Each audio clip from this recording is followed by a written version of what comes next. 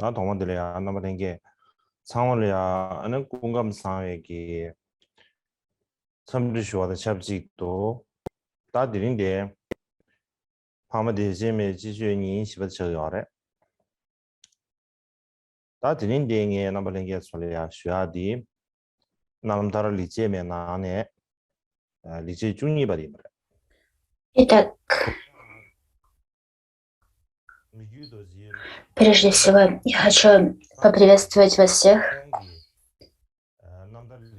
И сегодня четвертый день весенних учений Орекшамы.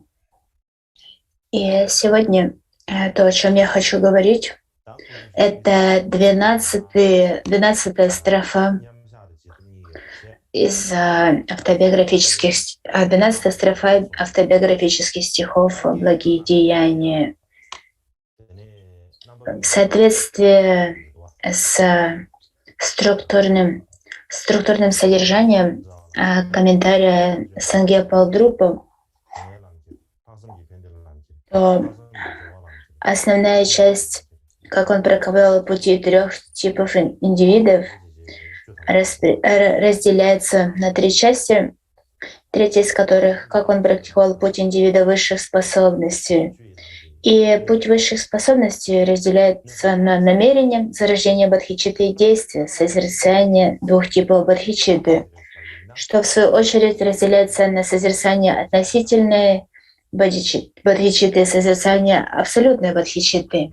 Вот мы сейчас изучаем, это созерцание относительной бодхичитты, которое в свою очередь разделяется на обмен себя и других медитаций и принятие неблагоприятностей как пути в пост-медитации. И в этой части 10 подчастей, и мы сейчас на 2 из них — принятие вреда как пути. Итак, это структурное содержание, и мы на 12 стихе.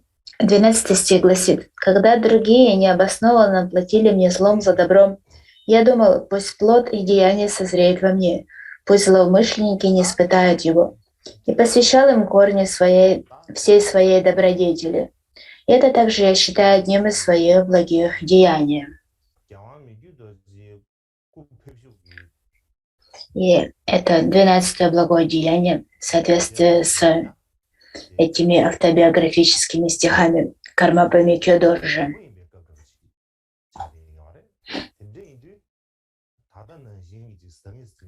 И обычно большинство из нас, когда они слышат о времени, в котором жил Кармапа Миккё Доржи, то столетие, в которое он жил, они считают это благим временем, благоприятным временем, благой, кальпой. И поэтому это может вас удивить, когда мы услышим о том, что в то время было много разных трудностей, и Кармапа Миккё Доржи испытывал много трудностей. Конечно, в сравнении с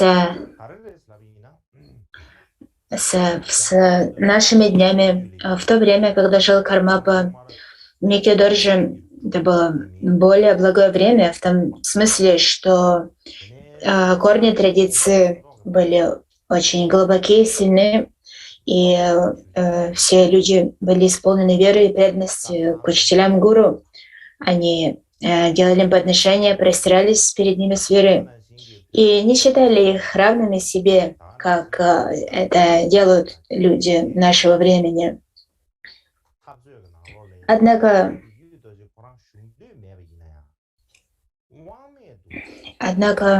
в то же время в жизни Кармапа Миккё Доржи он испытал очень много трудностей, и эти трудности начались с самого начала, когда был этот конфликт о том, является ли Миккё Доржи истинным перерождением Кармапы или нет.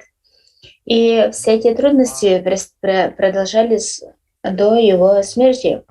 И эти диспуты, эти противоречия были как внутри Кармака и Кармакам Санга, так и внутри всего, как и в целом между другими линиями, как и, а также и с другими школами тибетского буддизма. Также наблюдались конфликты между, между землевладельцами, между кланами и так далее. И поэтому Кармапы Микки Доржи было много трудностей, которые ему пришлось преодолеть. И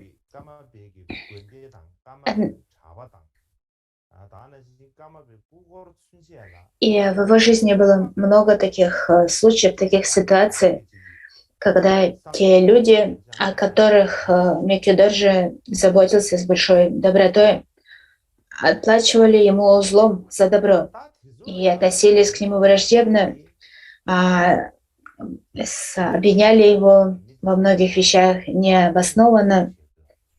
И многие люди также зарождали недобрые помыслы относительно монастырей Кармапы и в отношении его непосредственного окружения Кармапы. И об этих что же делал сам Кармапа по отношению к этим людям, которые отплачивали злом за добро, как он относился к ним, как мы можем знать об этом? Каково? Есть один текст, который был написан самим Микки Доржи. Этот текст называется «Наставление по тренировке в истории освобождения». И это наставление о том, как мы можем использовать намдар, историю освобождения, как средство тренировки ума. И в этих наставлениях говорится, когда все эти... в этих наставлениях он описывал те ситуации, в которых разные люди пытались причинять вред ему.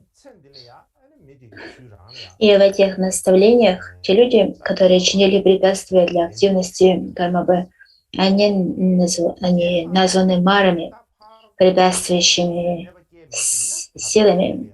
И что же о них писал Микки Доржи в этих наставлениях? Он говорит, в том, что касается этих внешних и внутренних мар, которые причиняют весь этот вред, все это случается потому, что я в прошлом причинял им вред.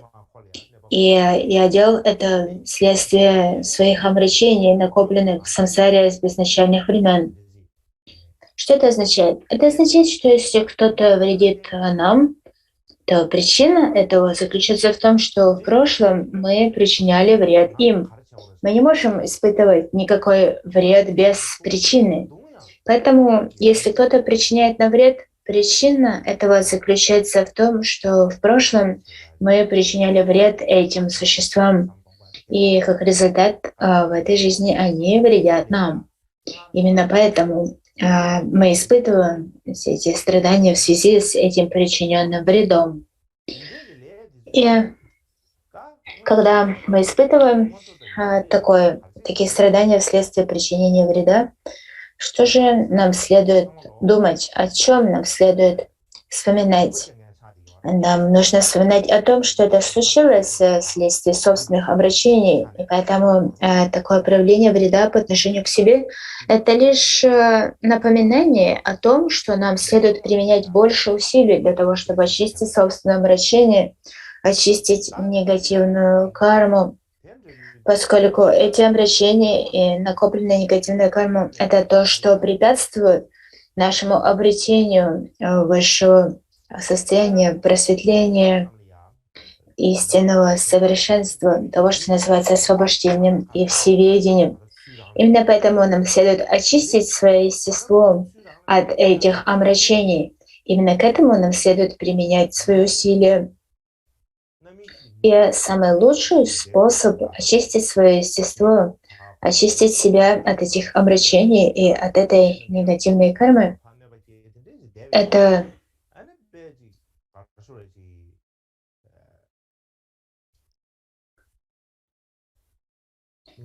как раз и переживание этого вреда, которое другие причиняют нам, поскольку когда мы переживаем эти страдания, силу этих страданий мы очищаем собственную негативную карму. При этом нам следует прилагать особые усилия к тому, чтобы при этом не накапливать новую негативную карму, когда мы вредим в ответ тех, кто вредит нам. Поскольку если мы отвечаем злом на зло, тогда создается цикл причинения вреда, и это ведет нас к бесконечному циклу испытания страдания. И поэтому нам важно понимать, чтобы силу испытания этих страданий, связанных со вредом, который причиняют другие, мы лишь очищали свою негативную карму, но не порождали новую негативную карму с этими существами, которые вредят нам.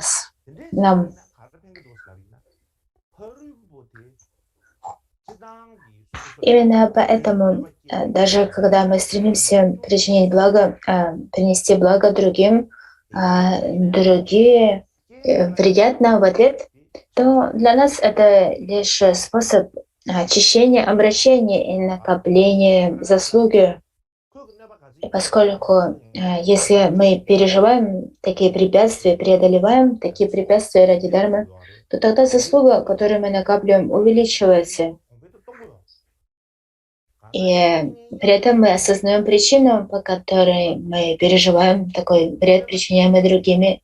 Это лишь созревание нашей собственной негативной кармы. И при этом нам следует возносить благопожелание о том, чтобы это причинение вреда стало причиной для других, для обретения полного совершенного просветления. И если мы сможем относиться к этому таким образом, тогда таким образом эти негативные обстоятельства смогут быть трансформированы в благие обстоятельства. И эти негативные обстоятельства станут позитивной причиной, по которой мы не будем испытывать страдания в будущем. И поскольку мы не накопим негативную карму, которая созреет как страдания в будущем. Именно об этом снова и снова говорили мастера прошлого. Кроме того, в учениях Будды говорится о том, что когда мары причиняют препятствия, чинят препятствия для деятельности бодхисаттв, для активности бодхисаттв, то это лишь обстоятельства. Эти обстоятельства становятся причиной для увеличения, взращивания заслуги как для самого бодхисаттвы, так и для мары, чинящего препятствия. И именно об этом говорится в этих наставлениях по тренировке слушания истории освобождения.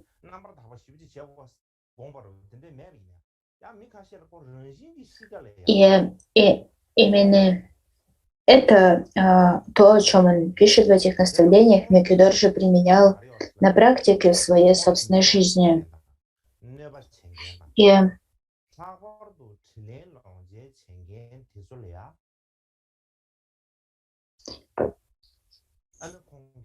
мы можем подумать, что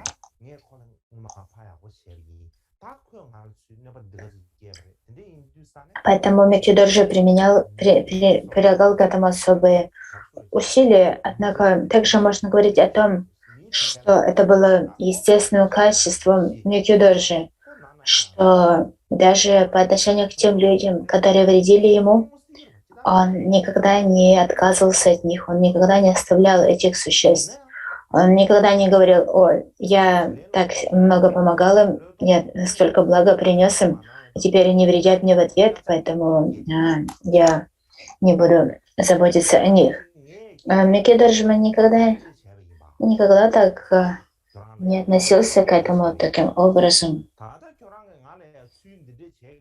И это то, что отличается от отношений обычных людей.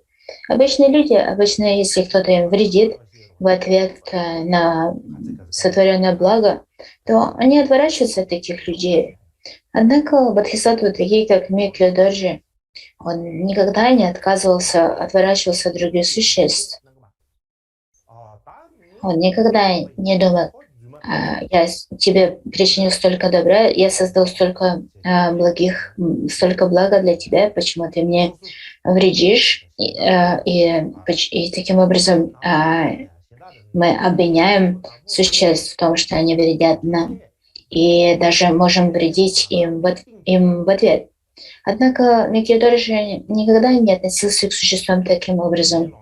Он никогда не имел такого отношения: «О, я прав, а кто-то другой не прав». И никогда не прилагал усилия к тому, чтобы самому выглядеть положительным образом и очернить кого-то другого. Он не только не говорил о негативных качествах других, но он также возносил благопожелания о благе тех, кто причинял ему вред. К примеру, чтобы эти существа, причиняющие вред, они не испытали созревание этой негативной кармы, причинения вреда. Это благопожелание, чтобы это созревание негативности созрело не на существах, причиняющих вред, но на мне самом. И если мы захотим привести пример этого, был один такой случай в жизни Микки Дорджи.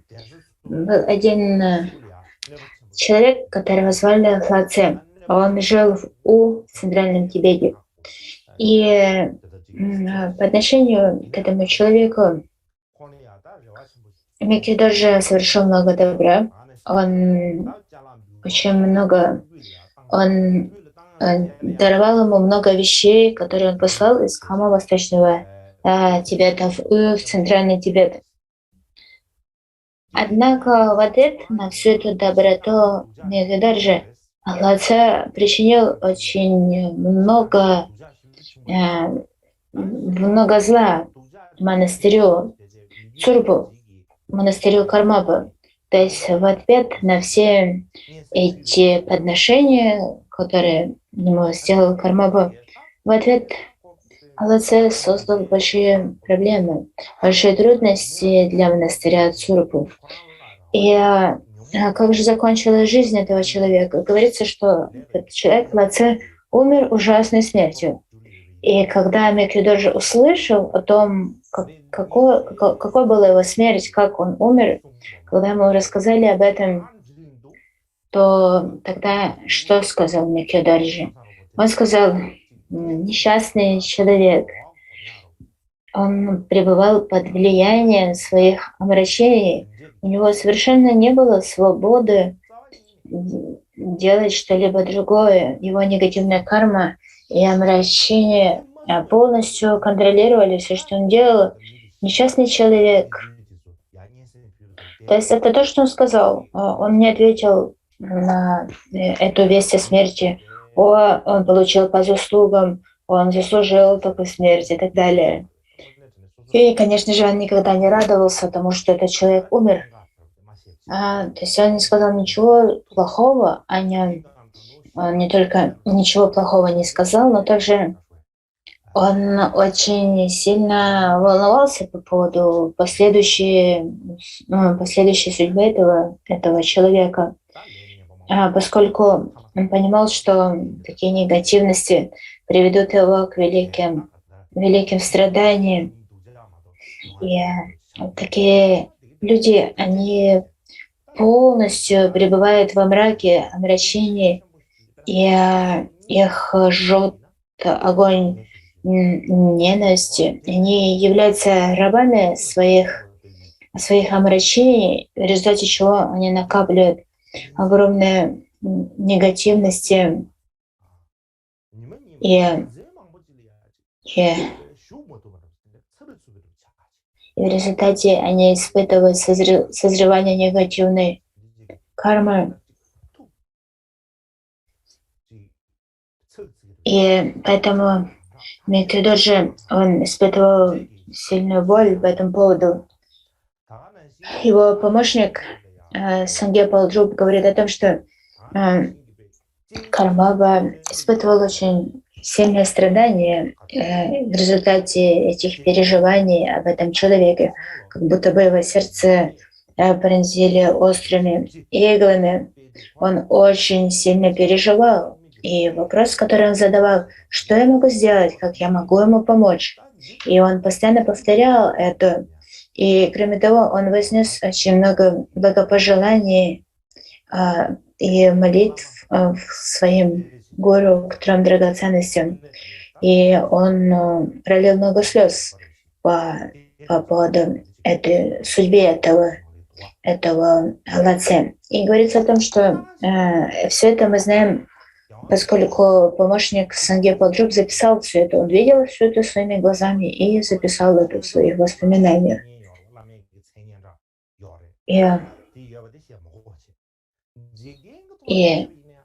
это свидетельствует о том, что Микидоджи был не просто тем, кто писал о подобных вещах, как о наставлениях, но он применял это в своей собственной жизни. Его жизнь была примером того, как применять эти наставления на практике.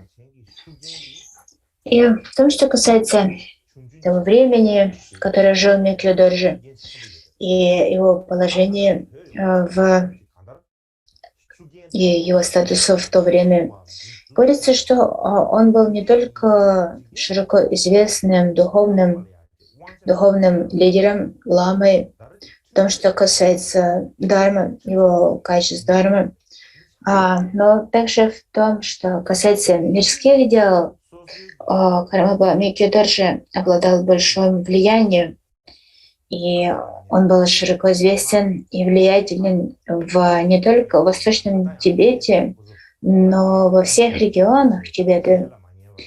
И поскольку он обладал таким влиянием и авторитетом, то часто он играл роль судьи, то есть его просили быть судьей в различных диспутах, распрях. И поэтому, поскольку у него была такая возможность судить других, то те люди, которые вредили ему, которые не слушали его советов, те, кто действовали, поступали в силу своей надменности, зависти и так далее, то у него была возможность наказать их. То есть на самом деле, поскольку он был судьей в таких разных диспутах, у него была власть наказать их. И это отличается от того, каково положение духовных лидеров наших дней. В наши дни даже великие ламы не обладают большой мирской властью. Однако во времена Кармапы ситуация была другой. Духовные лидеры также обладали большим мирским влиянием, большой мирской властью. И они могли на самом деле, как судьи, наказывать других существ, тех, кто вредил им, к примеру, были возможности наказать их, поскольку они могли использовать законы и законные методы для того, чтобы наказать их. И поэтому Микидоджи, который часто выступал судьей в таких мирских распрях, мирских диспутах, у него была возможность наказать тех, кто вредил ему. Однако, и понятно, что он мог использовать свое влияние для блага дхармы, для блага существ. И никто бы не заподозрил его в неверном намерении. Все бы считали его очень справедливым. Однако Микки же никогда не злоупотреблял, то есть никогда не использовал свою мирскую власть таким образом. Он никогда не пытался отомстить тем, кто вредил ему в ответ на его доброту. Вместо этого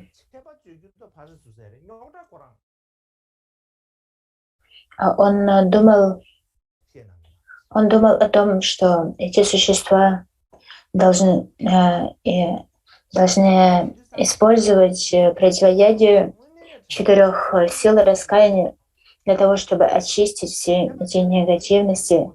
И он часто говорил непосредственно тем, кто причинял ему вред, об этом. Однако он никогда не обвинял его, он никогда не пытался установить какие-то законы, которые бы их как-то ущемляли непосредственным либо опосредованным образом. И он таким образом никогда не пытался создать какие-то трудности либо неприятности для них. И поэтому он никогда не пытался причинить им какие-то негативности, он лишь заботился о их счастье, о их благополучии. Поэтому даже глубоко в сердце у него никогда не было отношения, которое было бы основано на привязанности, ненависти, либо предубеждениях по отношению к кому-то. Он думал лишь о благе других существ, их процветании. И хотя он особо не прилагал к этому каких-то усилий, его заслуга и его слава лишь возрастали, и он стал широко известным. И поэтому это не могли понять те, кто следовал другим школам, приверженцы других школ. Они завидовали ему и считали, что это распространение влияния кармапы является угрозой для них. То есть все это их очень заботило и огорчало. И в результате в различных линиях обвиняли Микки и пытались критиковать его, причинять ему негативности. К примеру, когда Микки отправлялся в какое-то место, то они пытались не пустить местные влиятельные люди, пытались не пустить обычных людей на встречу с ним. И это случалось и со мной в моей жизни, поэтому я могу чувствовать то, что происходило в то время. И также, к примеру,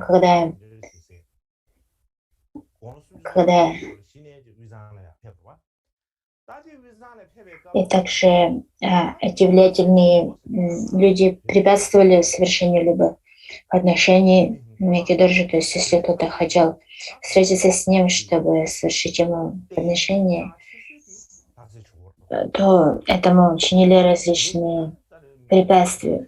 К примеру, есть один эпизод из жизни Микки, когда он отправился из Кхама в Юсан, в центральный Тибет. И он отправился в паломничество для того, чтобы увидеть, поклониться статуе Джоу Шакьямуни в Лхасе. Это одна из самых святых статуй для тибетцев. Все тибетцы, мы считаем, что мы должны хотя бы раз в жизни увидеть и поклониться статуе Джоу в Лхасе. И именно поэтому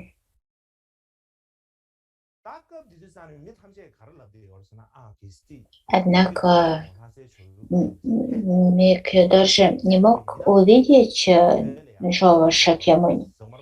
Почему? Потому что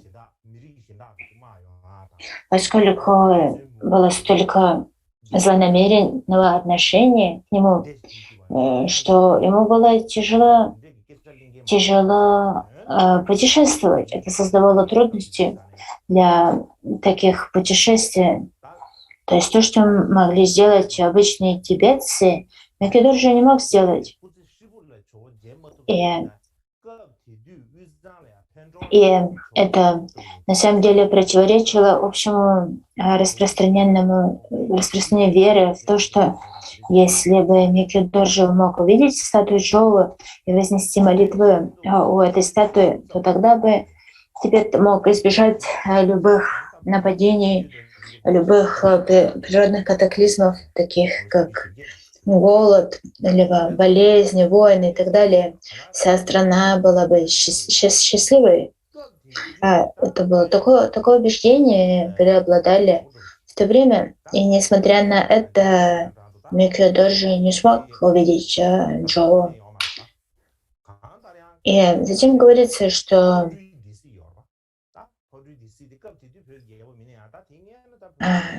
и так Микидоржи прожил всего 48 лет, и когда он достиг возраста 40 лет,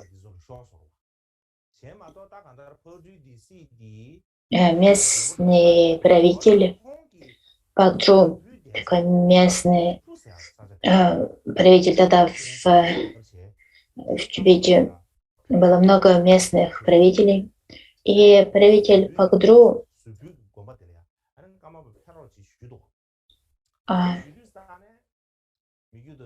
который в то время был очень влиятельным до того, как он проиграл владыкам из Дарипунга. Этот правитель из Пакджу, он даровал Кармапе монастырь Сулпу. И он попросил Кармапу отправиться в этот монастырь Зулпу, чтобы пребывать там. Однако Микидоржи ответил, что я не могу отправиться в этот монастырь. Я не могу управлять им. Однако этот правитель Сулпу, он очень сильно настаивал, и он так убеждал Микидоржи в том, что необходимо туда приехать, что Микидоржи отправился туда. Я хочу показать руины монастыря Сулпу. Вы можете видеть их на картинке на экране. Это все, что осталось от монастыря Сулпу. В древние времена в Тибете, во времена Джая Цангапы, было 6 великих монастырей в центральном Тибете, вокруг Лхасы, столицы Тибета. И Сулпу — это был 6-й великий монастырь, это был великий центр изучения и практики. Другие великие монастыря включили Джупунг, и также среди них был монастырь Цурбу. И вот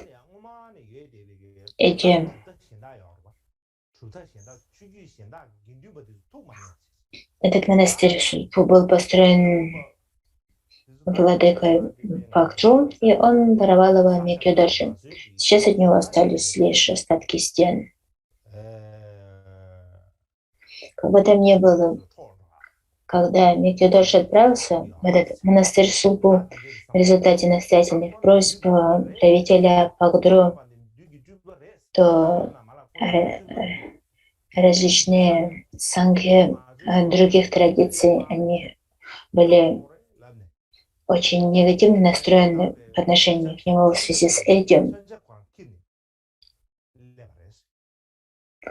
они распространяли такие слухи, что Кармапа заберет наши монастыри.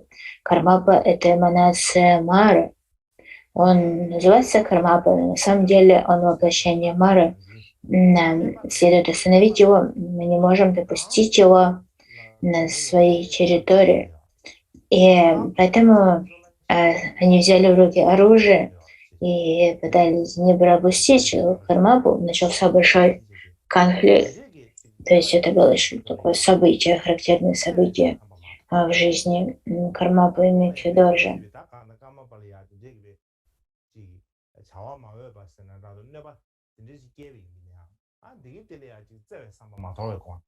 О чем это свидетельствует? Это свидетельствует о том, что, как говорится в Писании, в то время, когда существа заботятся лишь о собственных страданиях, благородные существа лишь заботятся о преодолении страданий других. То есть Кармапа никогда не терял любящего отношения, любви к тем, кто относился к нему враждебно. И он никогда не отказывался от таких существ, от таких людей. И кроме того, он помогал многим людям, делал подношения многим людям и оказывал материальную помощь. И когда мы слышим об этом, то о таком отношении существ неблагодарном отношении в ответ, то мы можем подумать, как же они могут поступать таким образом? Не способны ли они были видеть чистое поведение мастеров? Однако, на самом деле, то, что говорил об этом сам Кармапа, это то, что это совершенно понятно, поскольку эти существа находятся под совершенным контролем демонов Мар. Они совершенно как прокаженные, и они не имеют никакой свободы деятельности, свободы поступков. И поэтому они не могут изменить свое мышление, они не могут видеть свои поступки как негативные. И на самом деле то, что мы называем духами либо марами, их деятельность сводится именно в этом. Даже если мы не видим этого собственными глазами, то все эти мары, все эти демоны, они влияют на тех, кто обладает властью, мирской властью. И поскольку они уже обречены, то в силу сочетания этих омрачений и неблагоприятных условий они причиняют столько вреда другим существам. Они также вредят учениям. И за это нам не в чем их винить. Почему? Потому что они пребывают под полным контролем кармы и омрачений. И именно так относился к ним Кармапа Микхедоржи. Он никогда не считал, что они являются плохими, потому что они совершают негативные поступки. И он также прилагал усилия для того, чтобы остановить их, чтобы предотвратить все эти негативности, которые они накапливали. И для этого он путешествовал в различные отдаленные земли, для того, чтобы установить связи с существами. И он применял различные искусственные методы для того, чтобы предотвратить негативности, которые они создавали.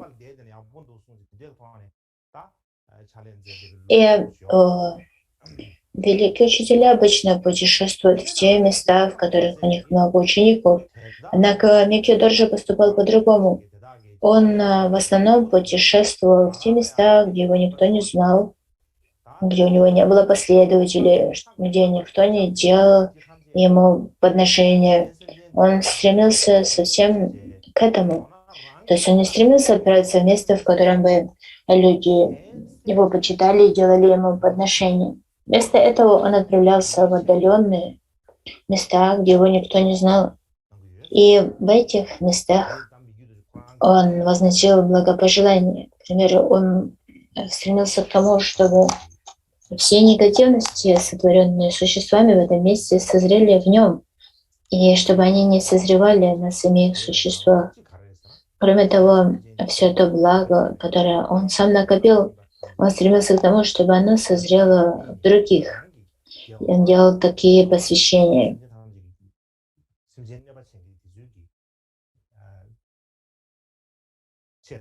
И во время жизни, своей жизни, Микки совершал много всего благого. И одно из этих благодеяний, как он пишет в этих стихах благодеяния, то заключается в том, что когда другие причиняли ему вред, он молился лишь о их благе, посвящал им корни своей добродетели и никогда не пытался а, платить злом за зло. И в этом заключается его 12 благодеяние. Сейчас давайте прервемся на перерыв.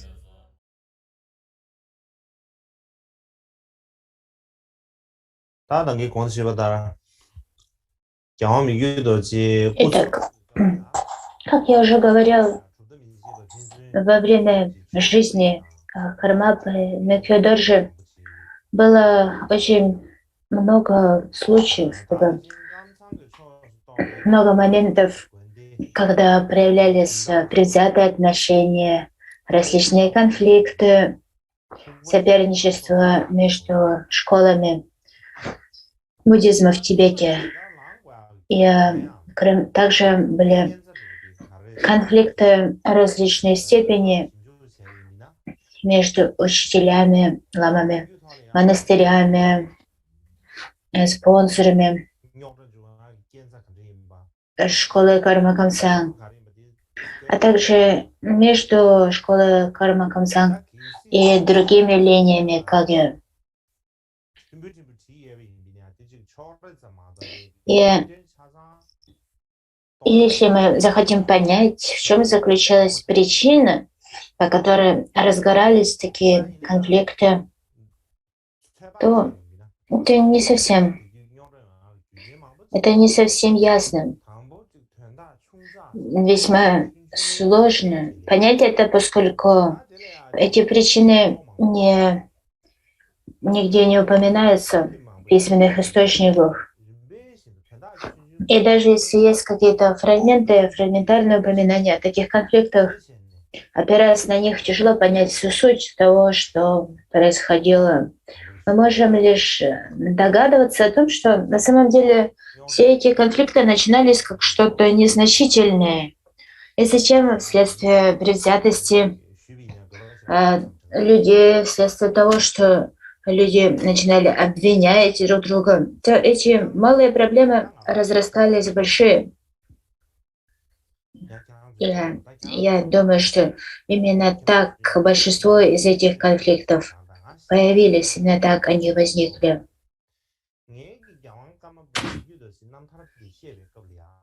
И я не хочу говорить о них. Я не думаю, что в этом есть необходимость говорить о всех этих конфликтах подробно.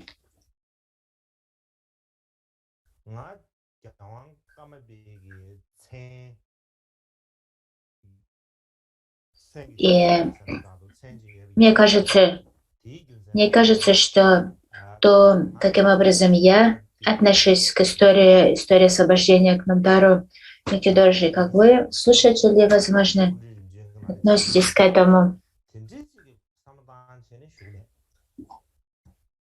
то наши отношения немного отличаются, поскольку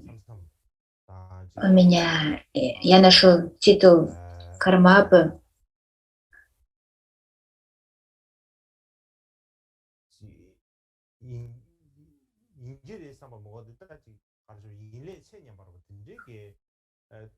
Это не означает, что когда я учу историю освобождения Кармапы, при этом я думаю, что я Кармапа, либо я принадлежу к линии передачи Кармап. Совсем нет.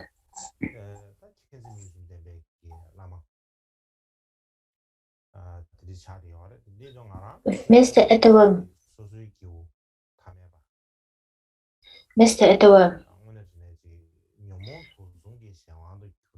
я никогда даже не думаю о том, что я Кармапа, поскольку Гелан Кармапа — это тот, кто наделен великим состраданием, мудростью, любовью. И я в какой мере не обладаю такими качествами. Я обычный человек, который находится под влиянием омрачений. И поэтому думать, что я при этом является воплощением одного из великих Будд, Будды Кармапы, это немыслимо. Поэтому, когда я учу историям освобождения Кармапы, Микки-дорджи, я считаю себя как последователем Кармапы. Поэтому я не учу этой истории для того, чтобы каким-то образом возвысить себя как Кармапу.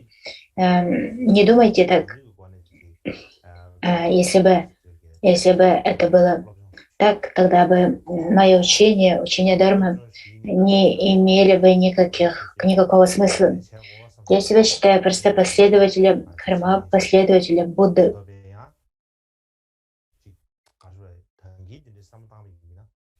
И я просто следую примеру активности тела, речи и ума Кармап.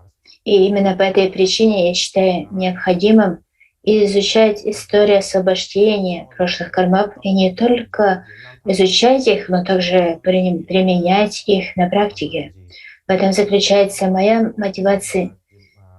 Это то, каким образом я зарождаю мотивацию для самого себя.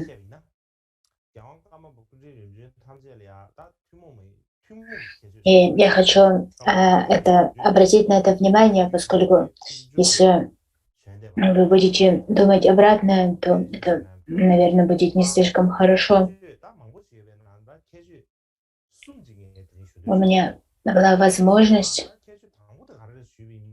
прочитать несколько намтаров карма прошлого. И поэтому, когда я могу сравнивать истории освобождения карма, и я нахожу в них много общих черт. Конечно, все кармапы различались, у них были свои особенные черты, но также мы можем найти и общие черты для всех кармап. Все воплощения кармапы были духовными лидерами, и они прилагали много усилий для того, чтобы распространять дхарму.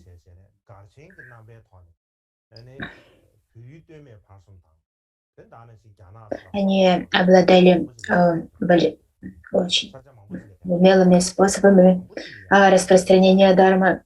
И они опирались на такие различные методы. Если привести пример этого, например, кармапы никогда не находились постоянно в одном месте. Они путешествовали по всему Тибету, а также по всей Азии. Они путешествовали по центральному Тибету, восточному Тибету, также путешествовали в Китай, Монголию. И причина этого в том, что они хотели создать связи с существами, с людьми.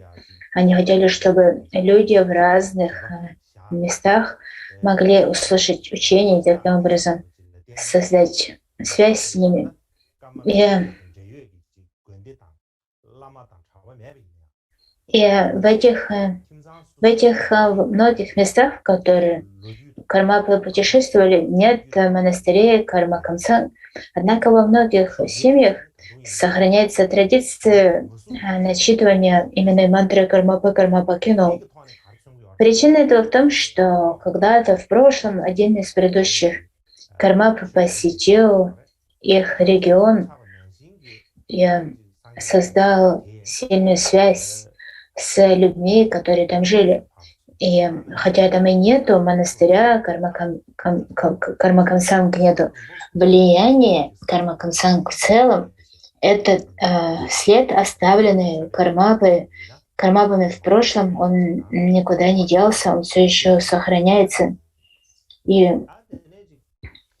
именно такова была активность кармап по распространению дармы во всех регионах Тибета, а также в Китае и Монголии.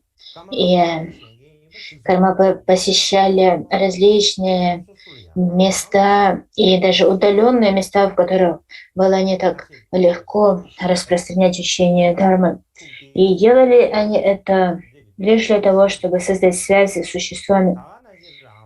Вторая отличительная черта.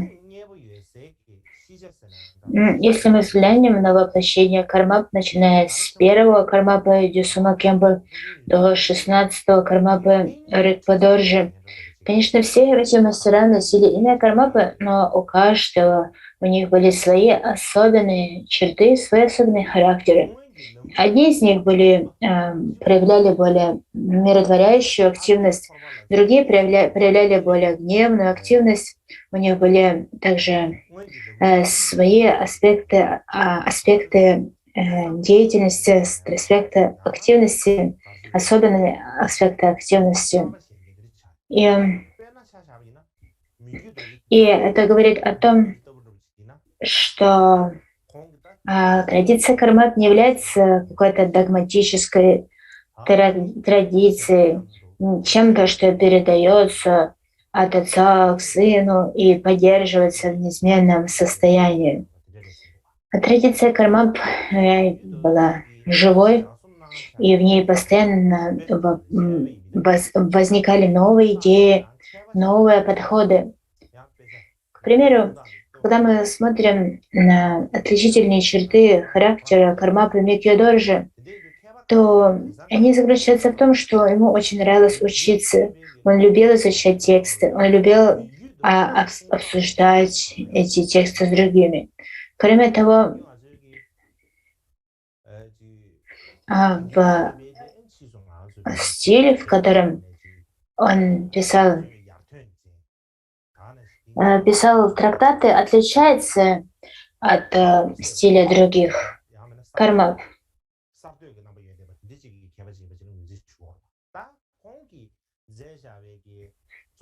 К примеру, в трактате Гендуна Чопеля, который называется «Украшение мысли Нагарджуны», есть много отличительных черт, похожих на отличительные черты писания кармапы. Это кто-то, кто является очень прогрессивным, обладает очень острым интеллектом.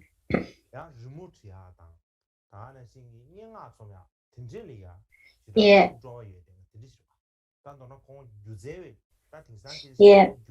этот стиль этого трактата Гендуна Чопеля похож на колесницу ситх, трактат Микьодоржи. Также особенным является пример 10-го кармапы Чоингадоржи. 10-й кармапа очень интересовался искусством, живописью. И также он был поэтом и писал стихи. И у него был особенный интерес и склонность к искусству. И если мы взглянем на стиль, в которых он создавал свои художественные творения, свои картины, то этот стиль отличается от того стиля, в котором которым творили его современники. И все это свидетельствует о том, что кармапы, они имели интерес к особым сферам, не только к дharме, они интересовались различными сферами знания, их интересы были очень обширны. И именно поэтому кармапы смогли распространить дharму не только в Тибете, но также привели к ее к распространению новых знаний и стилей в других сферах.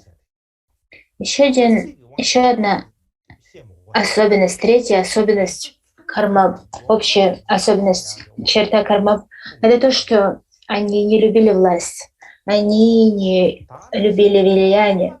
И когда я говорю власть и влияние, я не имею в виду лишь политическую власть, лишь политическое влияние. К примеру, они даже не интересовались административной деятельностью, такой как, например, управление своими монастырями, такие как Цурпу и другие монастыри Карма-Кансан. Также в том, что касается статуса кармапы, этот статус сопровождался значительной мирской властью и влиянием. Однако кармапы совсем не заботились о ней. Откуда мы знаем это? Мы знаем это из истории освобождения 8 и 9 кармап. В обеих этих историях говорится о том, что кармапы не прилагали никаких усилий для того, чтобы достичь высокого статуса, либо поддерживать свое влияние и положение. И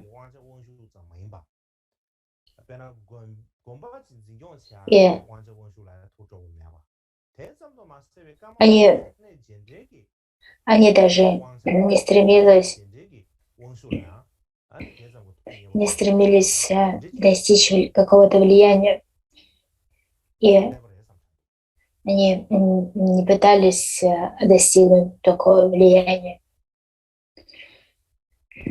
Не только политического влияния, но даже в том, что касается управления монастырей, не интересовало даже это. Их также они не заботились о том, чтобы поддерживать статус кармапы. Именно об этом свидетельствует эта история освобождения.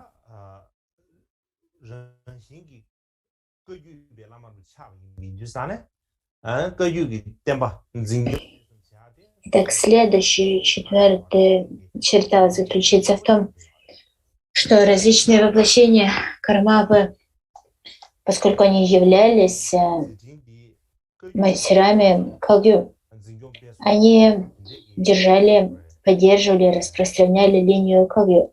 И это была их главной активностью.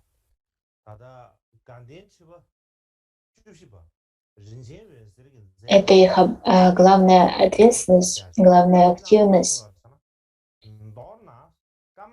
Однако активности кармапы не ограничивались лишь распространением и поддержанием статуса линии калью.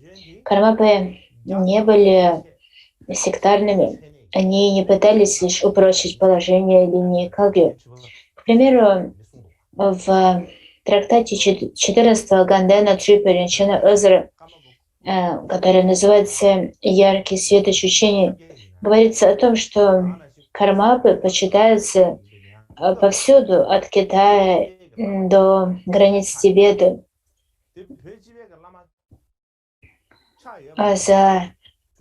За свою активность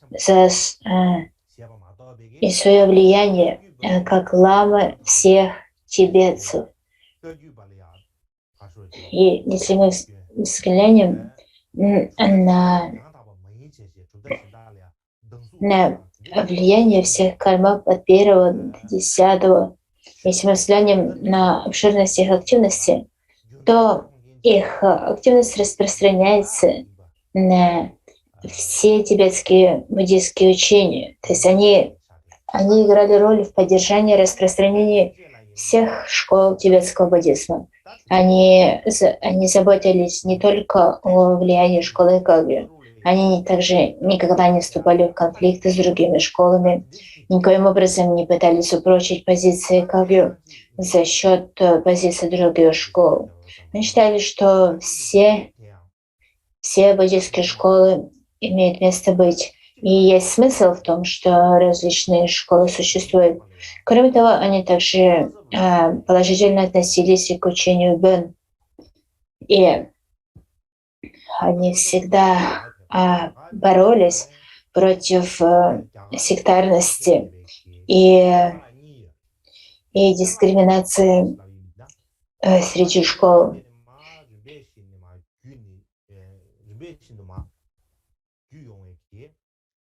И по этой причине есть свидетельство о том, что Пацап Лацаво, который отправился в Индию, который учился в Индии, он привез из Индии 2 реликвии. Одна из этих реликвий это было изображение всех держателей учения Будды, всех Будд, от Будды Шакьямуни до Будды Бикшу Симха. То есть это танко, это такое изображение. И также он привез из Индии второй предмет, ритуальный предмет. Это раковина, которую Пацап Лацаво привез из Бадгая. И говорится о том, что эта раковина принадлежала к Нагарджуне, либо происходила из времен Нагарджуни. И эти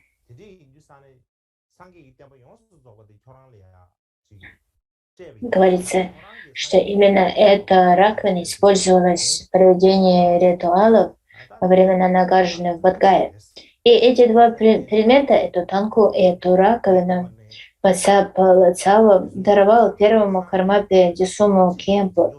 При этом он сказал: «Я передаю тебе учение Будды, и теперь ты должен взять на себя ответственность за все буддийские учения, за все учения Будды». Именно это он сказал. И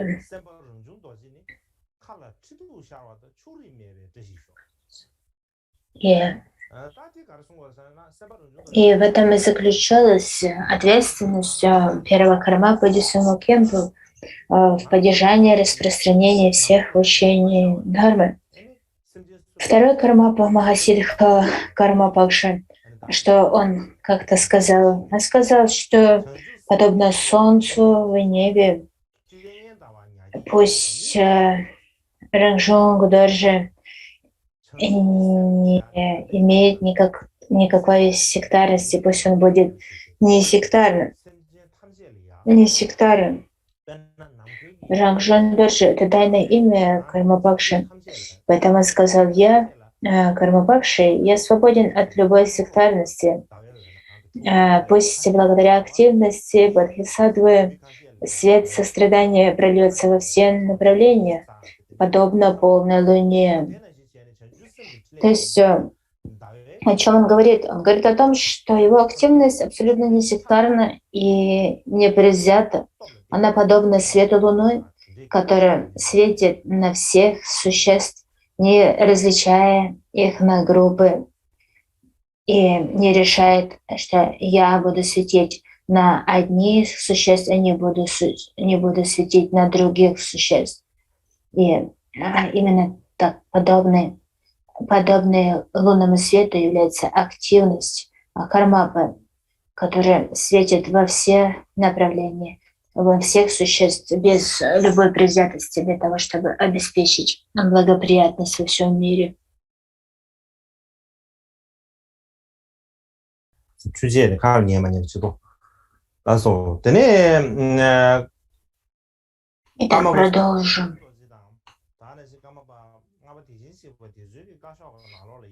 Среди тех свидетельств, которые остались от владыки Аранжунга Доржи, третьего Кармапа и четвертого Кармапа Дешина Шекпа, в ней говорится,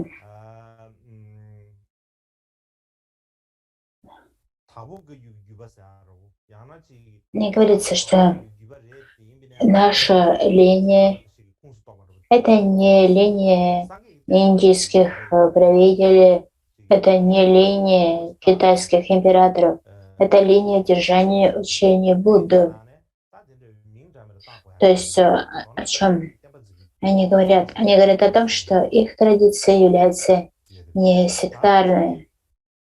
Конечно, это линия Дакпокагью, но она по своей сути является линией держания учения Будды. Учение Будды можно называть по-разному, однако по сути это лишь линия держания учения Будды. И также седьмой Кармапа Чудрагемцо писал следующее. Здесь, в Тибете, есть много различных линий, однако они все сводятся к тому, что они учения Будды, они учения Великой Колесницы Махаяны, и также они все практикуют учение тайной мантры Ваджраяны. И поэтому мы все одинаковы, мы все едины в том, что мы все являемся последователями Будды. Сакьяпа, Джанангпа, Шалува, Бадангпа, Гелукпа, Кандампа, Сампува, Гампопа, Цурпупа, Джикумпа, Таклунгпа, Джупа и все другие линии, они на самом деле не являются какими-то отдельными, индивидуальными линиями Дharмы, поскольку, хотя они и разделяются, это всего лишь различные имена, которыми они наделены. Однако в том, что касается истинной практики Дharмы, то это всего лишь линии передачи Дharмы. Почему они называются по-разному? Лишь потому, что когда эти линии возникли, они возникли на основе, либо при опоре на различные монастыри. И лишь поэтому они называются по-разному. Однако по своей сути своей практики, они все одинаковы. Конечно, могут быть какие-то внешние различия в том, что касается формы, однако они ничем не различаются по сути. Они ничем не отличаются в той сути, что все они являются чистыми учениями Будды. Именно поэтому все линии, все школы, они одинаковы, они едины в том, что они все являются школами учения Будды. И поэтому все они являются достойными объектами для отношений, они все являются объектами для накопления заслуги и так далее. Что еще он написал седьмой Кармапа Чудрагемцо? В мире он писал следующее. В роли Кармапы я не различаю различные секты или фракции школ, которые существуют в различных местах, сообществах, среди различных учеников, учений, традиций Дharмы и так далее. Я не являюсь держателем традиции Кармапы, либо какого-то определенного учения. Все учения Будды являются учениями Кармапы. И все, кто вступает во врата учения Дharмы, вступает во врата учения Кармапы. Именно это он написал в трактате, который называется «Письмо, которое следует провозгласить во всех королевствах». И причина, по которой не является верным порождать сектарные взгляды, он также написал в наставлениях для владыки Курапы и его племянников. Это особая категория учений, которые так называются, наставления для владыки Курапы и его племянников. В этих наставлениях говорится о том, почему не следует иметь сектарное воззрение. Вы можете прочитать эти наставления во всей полноте, а я сейчас хочу изложить основную суть этих наставлений. Мне говорится,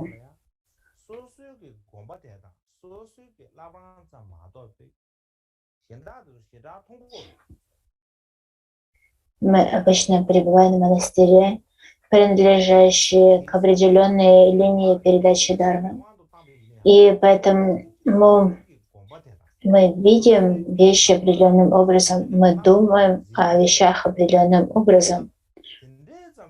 Поскольку этот монастырь, в котором мы находимся, влияет на наш способ восприятия. И то, что мы видим, это лишь наш монастырь, наш собственный Лабранг, монастырский офис. И именно поэтому то, как мы относимся к учениям Дharma, это лишь стремление прославить свой монастырь, свой Лабранг. Мы не можем помыслить ничего более великого, чем свой монастырь. И почему мы так относимся к этому? Потому что мы считаем, что мой монастырь самый лучший, и он должен сохраниться до конца самсары.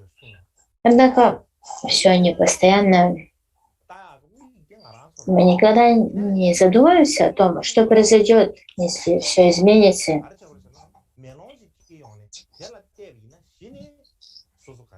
Нам должны задуматься об этом более глубоко, гораздо глубже, чем мы думаем об этом обычно. И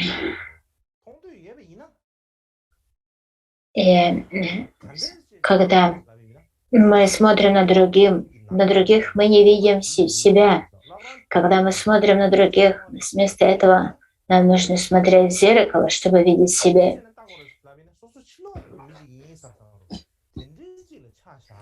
Именно поэтому для того, чтобы видеть, какое истинное положение вещей, какое внешнее положение, нам нужно взглянуть на себя, как на кого-то, на кого мы смотрим со стороны.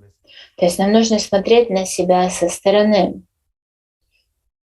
Только тогда мы сможем увидеть истинную ситуацию, которая сложилась в нашей линии, в нашем монастыре, в нашем монастырском офисе Ладранги и так далее. Лишь таким образом мы можем увидеть это со всей ясностью.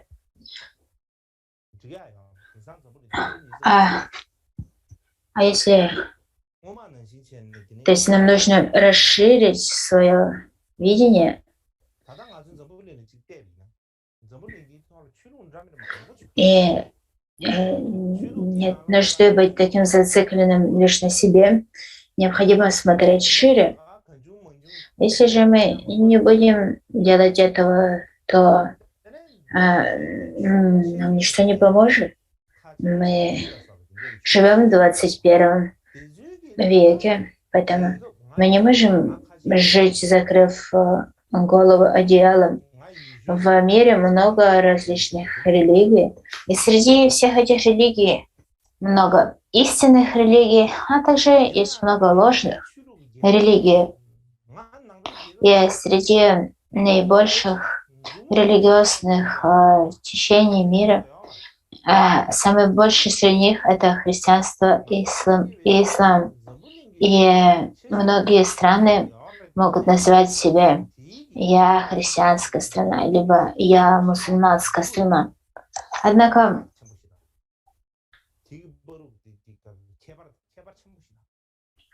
если мы захотим подсчитать страны, которые считают себя буддистскими, то их можно пересчитать на пальцах одной руки. И поэтому, хотя буддизм и признается одной из величайших религий мира, если мы сравним буддизм с другими такими мировыми религиями, то мы увидим, что они несравнимы, и что буддисты на самом деле находятся в меньшинстве. В прошлом было много стран, народы которых обладали верой в учение Будды, и было гораздо больше, чем в наши дни.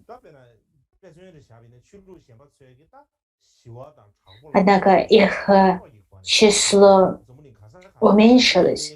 Многие страны перестали быть буддистскими, хотя были таковыми в прошлом. Именно это свидетельствует о том, что буддийские учения находятся в упадке. Есть много причин, по которым это произошло. Есть эти причины могут быть внешние и внутренние. Однако одна из этих причин в методах, благодаря которым религии распространились в мире. Религии распространялись в мире мирными и немирными способами. В результате этого многие люди были обращены в другие религии, и буддистские страны были обращены в другую веру, в другие религии. Это одна из причин. А другая причина заключается в том, что между различными буддистскими традициями нет прочных связей.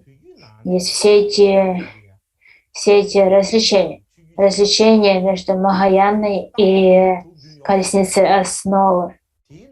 Либо, к примеру, и когда есть такое разделение, одна из сторон всегда критикует другую. К примеру, учение сутры и тантры. Утверждение, что учение сутры истины, учение тантры не истины. Кроме того, все эти различения на традиции, китайскую традицию, тибетскую традицию, традицию Тхеравады и так далее. И даже внутри Тибета все эти разделения на 4 либо 5 великих линий. И в результате мы разделяем себя: я Кагьюба, а они не Кагьюба. И так далее. Мы постоянно отделяем себя от других. Однако, если мы внимательно взглянем на все эти разделения, на все эти фракции, то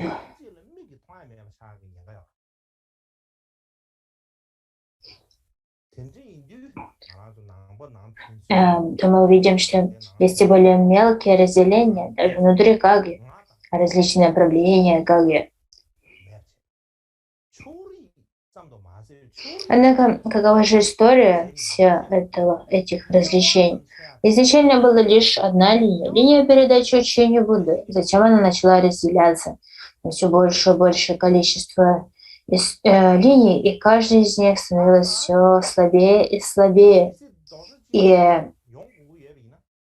именно поэтому нам не нужно поддерживать сектантские взгляды. Неправильно даже отличать себя от других, поскольку если мы различаем себя от других, это автоматически ведет к предубежденному отношению, к предубеждению. И это самый первый шаг, который нам следует сделать. Нам необходимо совершить этот шаг самим. Никто другой не сможет совершить его за нас. Если мы сами никогда не сделаем первый шаг, то на что это будет похоже? Представьте, что мы покупаем много вкусной еды. Мы кладем ее на красивую тарелку и оставляем ее на этой тарелке. И что с ней произойдет? Вся эта еда начнет гнить и испортиться. Точно так же нам следует подумать о том, что если мы не будем заботиться о своей собственной линии, то она испортится, она загниет.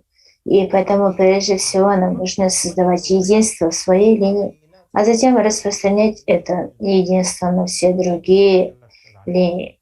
Идея этого заключается в том, что мы все одинаково едины, как внутри, так и вовне. Мы все являемся учениями Будды. Если одна из линий приходит в упадок, все учения приходят в упадок. Если одна линия процветает, это означает, что все учения процветают. Именно так к этому следует относиться. И процветание всех буддийских учений зависит от процветания каждой линии. К примеру, у нас есть самая могущественная страна в мире, которая называется Соединенные Штаты. Соединенные Штаты Америки, поскольку это такая влиятельная, сильная страна, граждане США всегда могут высоко нести голову и быть уверенными в своих правах, в своем положении в любой другой стране, в которой они находятся. Лишь благодаря этому положению США как страны в целом, каждый ее гражданин может быть уверен в своем положении и в своем статусе. Если же мы взглянем на какую-то страну, которая не является сильной и могущественной в целом, тогда и все составляющие ее граждане не обладают высоким статусом и уважением в мире. Таким образом, как мы можем усилить учение Дharma в целом? Нам нужно думать о том, нам следует думать о том, что происходит в странах, в которых буддизм не распространился. К примеру, в такой стране на Западе. То в таких странах нет никаких конфликтов между различными школами буддизма, нет никакого выбора касательно линии учения буддизма. Если в такой стране мы увидим хотя бы статую Будды, это уже будет предметом для нашего большого счастья. Мы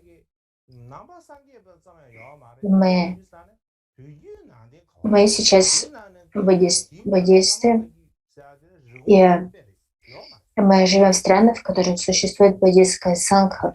Однако, если вы выйдете из страны, в которой находится ваш монастырь, ваша сангха, и будете путешествовать по миру, то вы увидите, что в большинстве странах мира нет вообще никаких буддистов.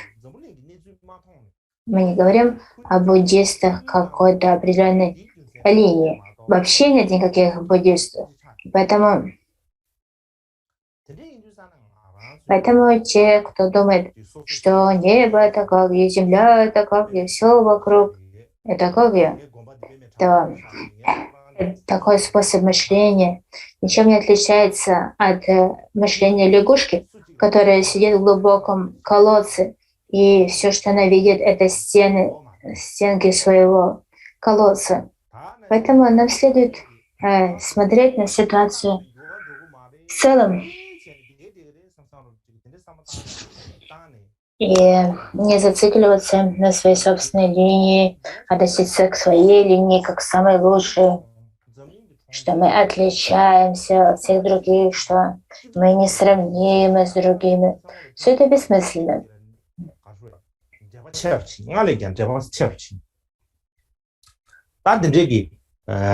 Поскольку это ведет к нам, к мыслям о том, что нынешнее положение вещей не изменится. Однако это не так. Сейчас мир быстро меняется. Мир быстро становится глобальной деревней, единым сообществом всех людей. И сейчас эта связь между всеми людьми в мире намного более сильная, чем в прошлом. И поэтому если в таком мире мы просто закроем голову одеялом и притворимся, что в мире никого кроме нас нет, то это будет неправильно. Нам следует взглянуть на положение вещей в мире своими глазами и признать, что мы являемся последователями Будды, и поэтому наша ответственность заключается в том, чтобы приносить пользу, приносить благо всем учениям Будды, независимо от того, какова наша линия, как она называется, поскольку между всеми никакое различие, нам следует служить и уважать все буддийские традиции. И независимо от того, являемся или мы приверженностями тибетского буддизма, принадлежим или мы к традиции Махаяны, все это не имеет значения, поскольку основа всего этого заключается в том, что мы являемся буддистами, и на нас лежит ответственность заботиться о сохранении всех буддийских учений. И если мы будем иметь способность поступать таким образом, то это очень важно. И таким образом мы сможем практиковать дхарму. И мы можем практиковать дхарму в соответствии с тем, чему учит дхарма. И все учения дхармы свободны от любого предупреждения, от любых разделений. И следующее заключается в том, что если мы будем поступать таким образом, то мы не будем забывать о доброте мастеров прошлого. Мы сможем сохранить учения, которые они распространили, и не позволим их усилиям быть потерянными напрасно. Именно. И когда мы говорим о необходимости несектарности, это мы не имеем в виду, что мы не можем, что мы не знаем, какова наша собственная позиция учения нашей школы. Мы знаем об этом, мы знаем, о какой линии мы принадлежим, мы знаем, что это особенное учение, и у нас особая ответственность сохранения линии, к которой мы принадлежим вследствие кармической связи, и поддерживать эту линию чрезвычайно важно. Однако нам не следует зацикливаться лишь на своей линии и выделять свою линию среди всех других. Ко всем линиям нужно относиться одинаково.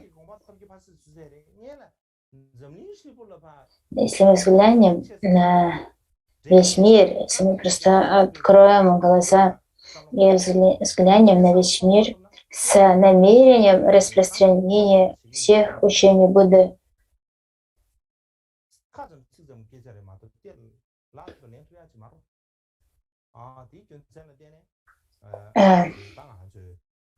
то тогда это будет иметь какое-то значение. Без этого, если мы будем просто говорить, я на протяжении веков и кальп буду стремиться к обретению состояния Будды, то это будут лишь слова, поскольку стремление к обретению состояния Будды неразрывно связано неразрывно со стремлением сохранения учения Будды. Именно по этой причине нам необходимо изучать истории освобождения, Намтары, мастеров прошлого, для того, чтобы освободиться от любой предвзятости и сектарности. И это абсолютно бесполезно. Такое развлечение это лишь приносит вред. Поэтому так важно не поддерживать никакие сектарные взгляды. И на этом все на сегодня. Давайте посвятим заслугу